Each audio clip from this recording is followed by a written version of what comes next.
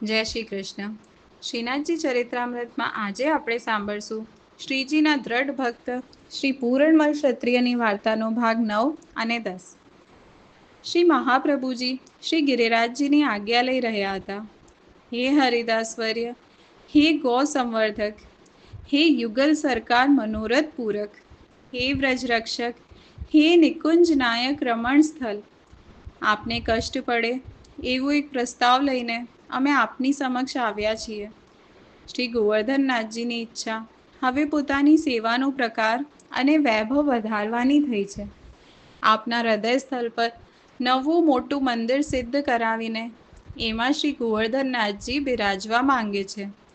સ્વાભાવિક છે, મંદિરનો પાયો ખોદતી વખતે કોદાળીના ઘા લાગવાથી આપને અકથિત પરિશ્રમ પડશે. અનેક કારીગરો આપની ઉપર ચડશે. કેટલાય પ્રકારનો માલ સામાન લાવવામાં આવશે. અમુક વૃક્ષોનું છેદન થશે. સાંભળતા જ શ્રી ગિરિરાજજીનો પ્રસન્નતાયુક્ત સ્વર સંભળાયો. મારા પ્રાણ શ્રેષ્ઠ મારા હૃદયમાં બિરાજીને અનેક ભક્તોના ચરણો મારી કાયા પર પાડવા માંગતા હોય તો મને શું પરિશ્રમ હોઈ શકે.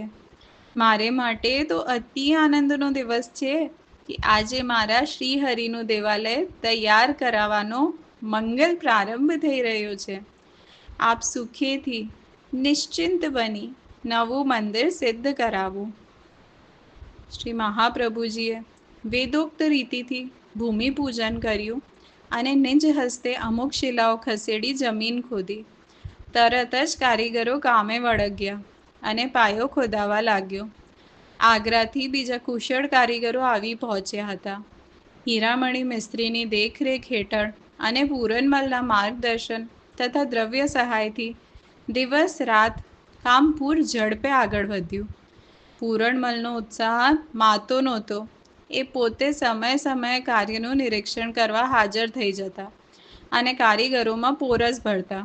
હીરામણી મિસ્ત્રી સાથે વાટાઘાટો કરતા અને માલ સામાન મંગાવવાની વ્યવસ્થા કરતા. એ એવો અનેરો ઉત્સાહ હતો કે પૂરણમલને બીજું કંઈ જોવાનો કે સાંભળવાનો અવસર જ નહોતો.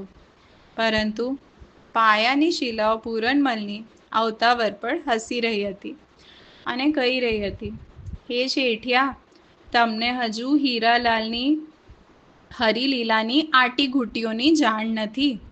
આટલું ઝડપી ગતિવાળું કામ કેટલા દિવસ ચાલશે?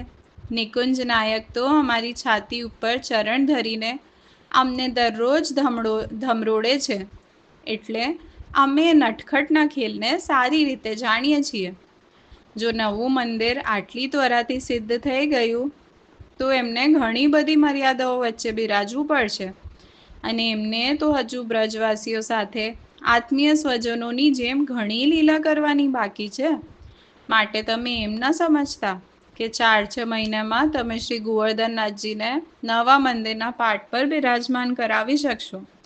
અમારે એમના ચરણ સ્પર્શ હજુ વર્ષોના વર્ષો સુધી મેળવવાના બાકી છે. હા પૂરનમલ, આ ખોદેલો પાયો ભરાવા આવ્યો છે એટલે એમ ન સમજતા કે થોડા દિવસોમાં એની ઉપર દિવાલ પણ ચડાવવા માંડશે. અમારે વૃક્ષોએ હજુ શ્રીનાથજીની ઘણી સેવા કરવાની બાકી છે. એ નટખટ તો આટલા વહેલા મંદિરની દિવાલોની અંદર વસવાટ કરવા માંડશે અને બહાર અમારી ડાળીઓ પર ઝૂલવાનું બંધ કરી દેશે તો અમારું ફૂલવું ફાલવું તો વ્યર્થ થઈ જશે. ધીરા પડો શેઠિયા, ધીરજથી કામ લો. શ્રીનાથજીના સ્પર્શથી જ મધોમંત અને હષ્ટપુષ્ટ બની ચૂકેલા વૃક્ષોએ પાયાની શિલાઓનો સાથ આપ્યો. જય શ્રી કૃષ્ણ.